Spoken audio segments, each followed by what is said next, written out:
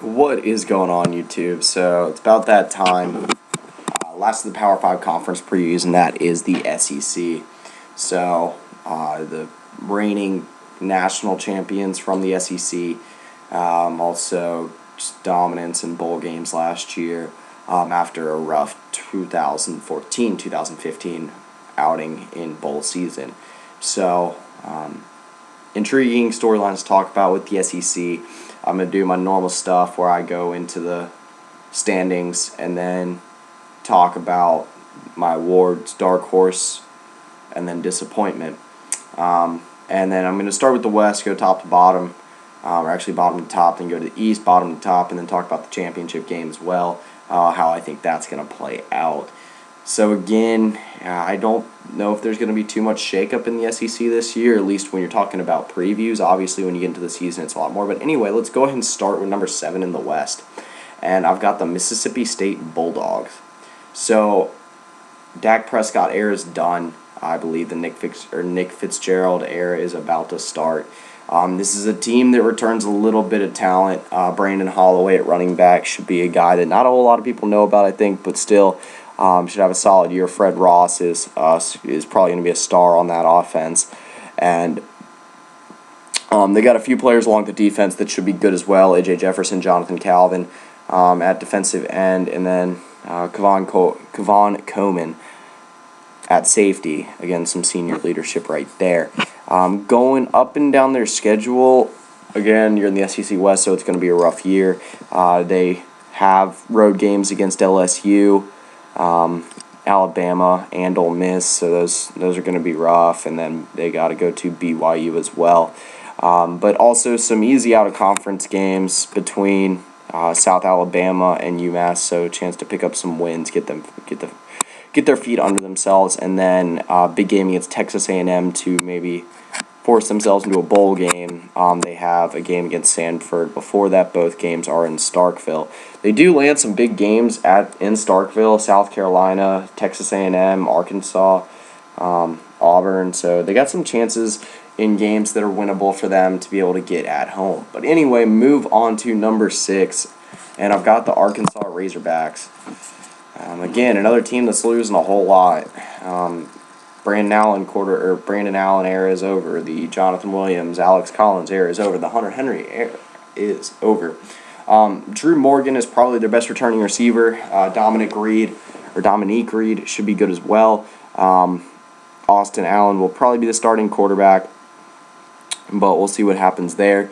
This is a team that will probably see an enormous regression after their 8-5 season last year. They start off tough against Louisiana Tech, who did lose a lot, but still a quality team. And then at TCU, you got to remember this is a team that lost to Toledo and Texas Tech to open the season last year. But Texas State shouldn't be too bad. Neither should Alcorn State. But at Texas A&M, Alabama, Ole Miss, they both draw at home. But then also at Auburn, and then they draw Florida Florida and Mizzou in their annual border war. I believe that's what it's called, out of the SEC East. So Florida's a tough draw, but anyway, this is a team that could still be a bowl team. 6 of the 7 SEC West teams were bowl teams last year. Actually, wait, I think all 7 were. Yeah, all 7 were, so wouldn't be out of the question to see 6 make it again. So move on to number 5, and I've got the Texas A&M Aggies. A team that has a lot of uncertainty coming into this year. I think really the only position they're set at is wide receiver. They bring back Ricky Seals-Jones. Obviously Christian Kirk, one of the best freshman wide receivers in the nation, if not the best. Trevor Knight will most likely be starting at quarterback if it's not Jake Hubenak. And obviously along the defense, they've got Myles Garrett returning, one of the best defensive ends in the country. Armani Watts, another player to watch at safety. Looking at their schedule, they've got a pretty tough out-of-conference game against UCLA to start the season.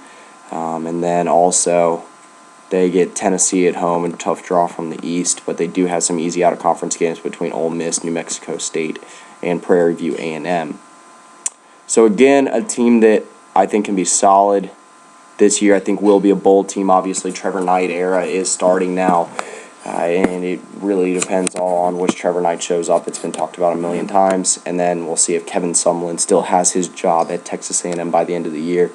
This is a Texas A&M team that you probably expect 7 wins out of. I don't know if that's good enough for Kevin Sumlin to keep his job, but you got to expect what you can out of this Texas A&M team that's probably going to have a rough defense again this year, even though they do have one of the better defensive ends in the country. So move on to number 4, and I've got the Auburn Tigers.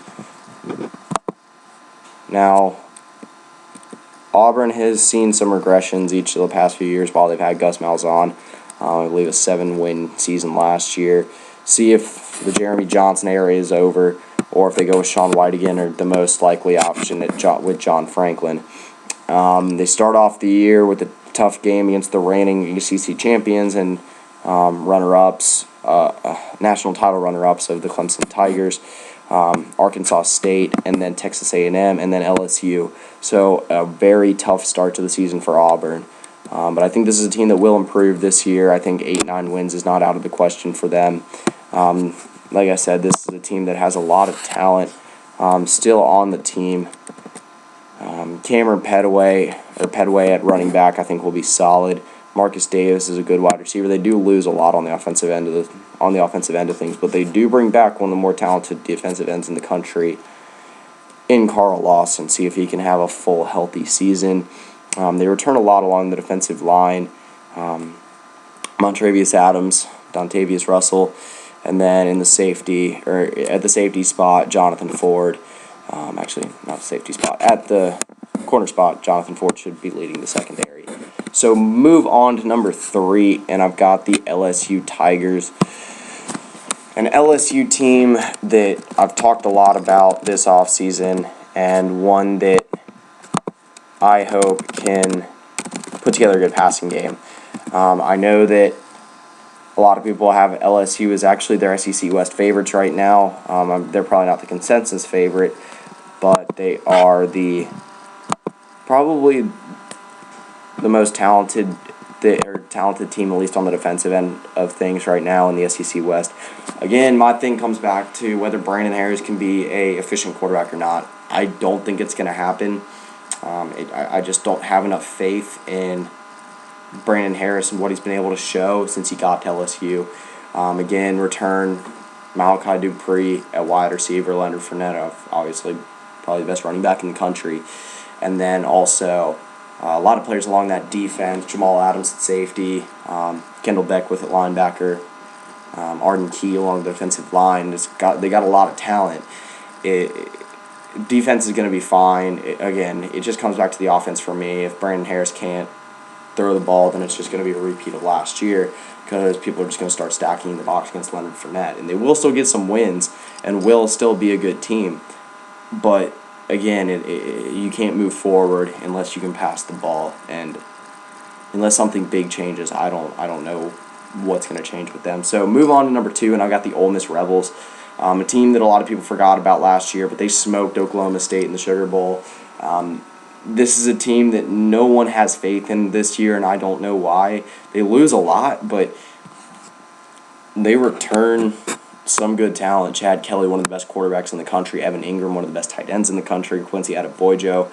Alabama fans remember him quite well. Damari Stringfellow. Again, another good wide receiver. While they do lose Cody Core and Laquan Treadwell, I think they'll be fine. The defensive end of things, yeah, they still lose. They lose Robert Kemdichi, which is it's gonna hurt, and Laramie Tunsil losing him is gonna hurt too. But I really don't think that Robert Kemdichi did that much. Marquise Haynes is a monster at the defensive end spot.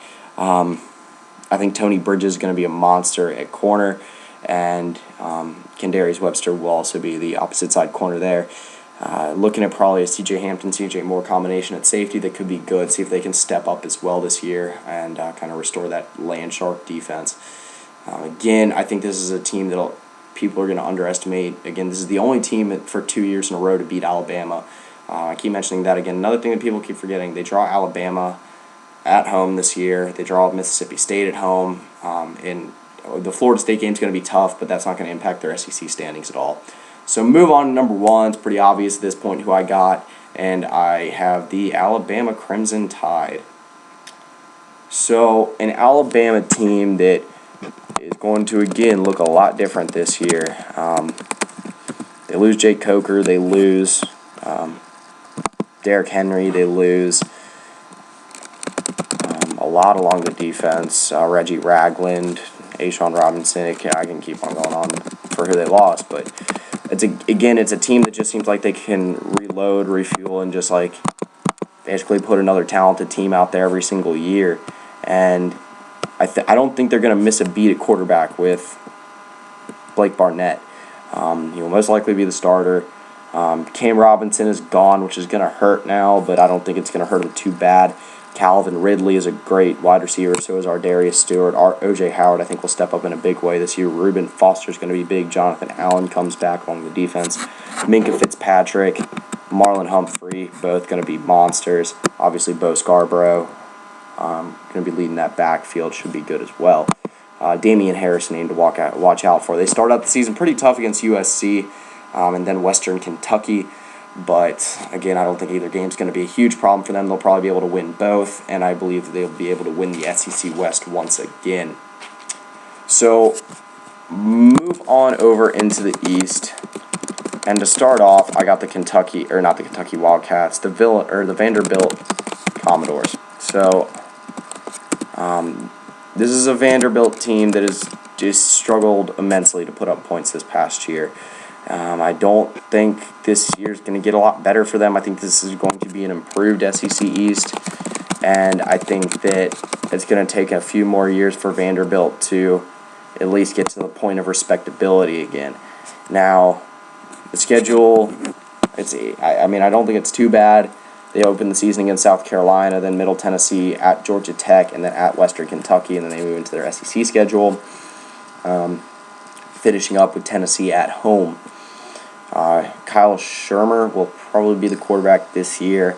Ralph Webb is probably one of their best players at running back, and then they do return somewhere in the ballpark of 7 starters on defense, so that should help. We'll see how much it actually does for a Vanderbilt team, like I said, that I just think is going to struggle this year. 4 wins last year and had some close games, but again, I think 3-4 wins is what you're looking at as a Vanderbilt fan again this year. It's just, again, a sad truth when you're sitting at the bottom of the SEC East. So, move on to number 6, and I've got the Kentucky Wildcats. So, Kentucky, I believe, brought in a new head coach. Actually, no, Mike Stoops is still there. Disregard that. Kentucky coming off a season in which I believe they missed a bowl game by 1 win. 5-7, and then again a team that returns a lot. Actually, they return Boone Williams, Drew Barker should be the quarterback this year. Dorian Baker, Garrett Johnson leading them out at wide receiver. The defense is going to look a lot different. Matt Elam, I believe, will be solid along the defensive line. Blake McElwain probably going to be leading that secondary. Defense is going to be extremely inexperienced and will probably be the reason why Kentucky finishes where they finish. This is a Kentucky team that draws a very, very tough schedule in conference. They have to go to Tennessee. They got to go to Alabama, drawing out of the West. They got to go to Florida. They got to go to Mizzou. So, it's going to be it might be a tough season for Kentucky as well.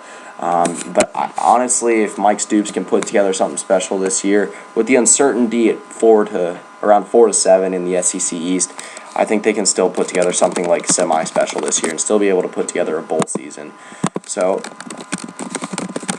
move on to number 5, and I've got the Missouri Tigers, a team and a school, just both in general, that have gone through a lot of heartache in the last year or two. The 2013 and 2014 SEC East champions was a big downfall to a 5-7 season last year, where they were still expected to at least contend, Drew Lock comes back as the starter, unquestioned with Matty Mock gone now. Running back Ish Witter will probably be the starter. The defense will be, in my opinion, as good as ever. Charles Harris returns along the defensive line. Walter Brady, I think, is the next in line to be just an absolute stud at Mizzou. And again, I think the defense will be great. They lose. Oh man, I'm losing the name right now. Kentrell Brothers. They do lose him along the defensive or at linebacker, which is again going to hurt. But again, I think this is a team that can respond well and still at least pull out a bowl season. In conference, it's not that bad. They do draw LSU on the road, but they get Arkansas at home, which could be a win out of the West. They get Georgia at home. So there's some games they could steal, and I think some games where they will be just fine. So move on to number 4, and I got the South Carolina Gamecocks, and a team that I think can be vastly improved this year. A team that will, again, I mentioned this a lot, but a team that will look a lot different in 2016. They just lost Connor Mitch to transfer, which I don't think is going to hurt them that bad because either Perry Orth or Brandon McElwain will be the starting quarterback. I believe they can be successful with either guy. David Williams probably going to be the starting running back. They lose Pharaoh Cooper, which is obviously going to be the biggest one. But Debo Samuel coming back there, again, another good wide receiver. Sky Moore, absolute stud at linebacker. Jonathan Walton, another good linebacker as well. Jordan Diggs, good in the secondary. I think this will be a vastly improved defense.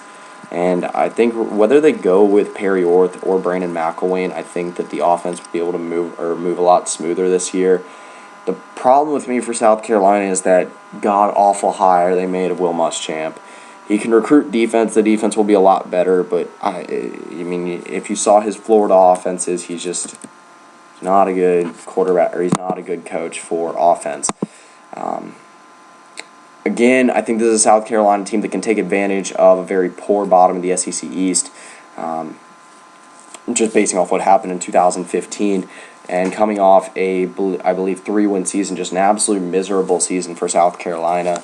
I think a bowl season should be in order, and at least some return to the form of glory they were at before Steve Spurrier saw that big downfall. So move on to number 3, and I've got the Georgia Bulldogs. A team that, again, is a lot of people's SEC East favorites, and a team that could still very easily win it all because it is going to be a dogfight at the top of the SEC East, as it was this past year between Florida, Tennessee, and Georgia. Each of those teams should be improved, or as good, if not better than they were last year. Georgia team bringing in a new coach, new quarterback, hopefully a Leonard Fournette, or not a Leonard Fournette, a Nick Chubb that's healthy and ready to go. And you know, I think a big thing is they don't have to play Alabama this year. I think that was one of the big downturns for their season. Isaiah McKenzie and Isaiah Godwin return. Isaiah McKenzie and Terry Godwin return this year. Reggie Davis, even though he had that fumble play against Tennessee last year that cost him. I still think the offense, like I said, will be a lot improved. Sony Michel will still be there at running back. And along the defense, you bring back Trenton Thompson, the former number 1 overall recruit, should be improved. They bring back a lot in the secondary. Aaron Davis, Malcolm Parrish should be good at cornerback. They start out with North Carolina, which is a rough start, and they get Ole Miss on the road. So a tough schedule for them, no doubt. But anyway, move on to my number 2, and I've got the Tennessee Volunteers. And yeah, the champion of the offseason. Team that seems like they get overhyped every year. But a team that I've got a lot of faith in. This is the first time that I really feel like the hype's been warranted for the last 10 years, since really 2007. This is a team that, again, just returns so much talent on both sides of the ball that if this team doesn't improve this year, then, I mean, yeah, it looks bad on Butch Jones, no doubt. Like I said, 9-win season, an absolute thrashing of Northwestern to finish last year. They have a lot of returning talent everywhere. Jalen Hurd, Joshua Dobbs, Alvin Kamara, Ethan Wolfe, Josh Malone, Jawan Jennings, Preston Williams, all along the offense. And then you just go to the defense. You got Corey Vereen, Cole Khalil McKenzie, Derek Barnett, Darren Kirkland, Jalen Reeves-Maven, Cam Sutton, Malik Foreman. There's talent everywhere on this team, and they do have the talent to win the SEC East, but I just think that Florida Bug is still going to be able to eat at them. They were finally to get over that hump with Georgia last year, and I think they're going to win one of those two games this coming season. Again, a team that I think will finally live up to the hype to some degree. So move on to my number one, and I have the Florida Gators. So I've been high on Florida this offseason, and if you guys have watched my other videos, you know what I'm talking about. I think with a good quarterback, this team is damn near unstoppable. The defense is crazy talented. I think Jim McElwain's a great coach, and I think that they have a very good chance of being the back-to-back SEC East champs. Be the second team in a row to repeat for the SEC East 2 years in a row. Luke Del Rio will most likely be the quarterback this year.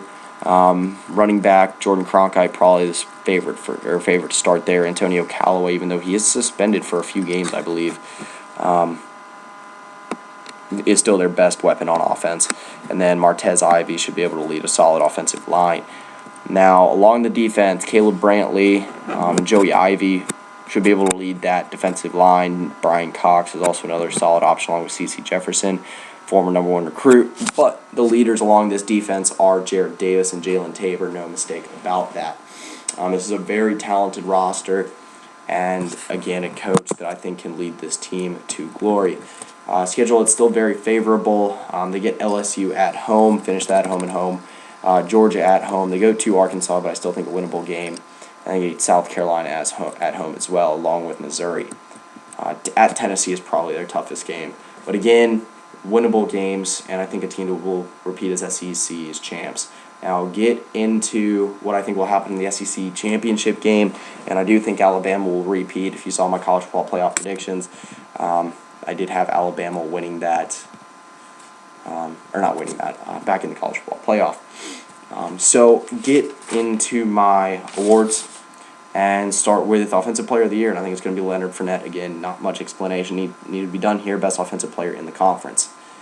Defensive Player of the Year, I think, will be Jalen Tabor. I think he will be a fantastic follow-up to Vernon Hargraves from last year. Might be the more talented of the two. And I think he can lead Florida back to an SEC East championship, or SEC East title, SEC championship. Newcomer, I think, will be John Franklin for Auburn. I don't think he's going to return Auburn to glory by any means, but I think he can get him back on the road to it. I think that I think this is a make-or-break year for Gus Malzahn. Either way, they'll either improve or he's gone, and I think John Franklin will be successful either way. So, Coach of the Year, I think, will be Jim McElwain. That Florida turnaround he had after he took over for Muschamp was great. Got him back into the SEC championship game, and I think he can do the same again this year. So my dark horse for the conference, I think, is the South Carolina Gamecocks. I like the look of the offense with Brandon McElwain and Deebo Samuel leading that offense. If you watch their spring game, Brandon McElwain is an intriguing possibility. And again, at the SEC East is I think, very mixed up below Florida, Tennessee, and Georgia, and is waiting for a bowl team after those. So my disappointment is going to be the LSU Tigers. Like I said, I think just too much on Brandon Harris and Cam Cameron to be able to get better. I don't think it's going to happen. I've heard a lot of people tell me already that LSU is going to be good, and yeah, they have a lot of talent. They have as much talent as anyone in this conference. But again, a lot of it's about putting it together. And Les Miles is on the hot seat. Cam Cameron's on the hot seat. It's a lot of pressure on that defense to be able to hold up the offense. And last year, again, Leonard Fournette just was able to get shut down a lot.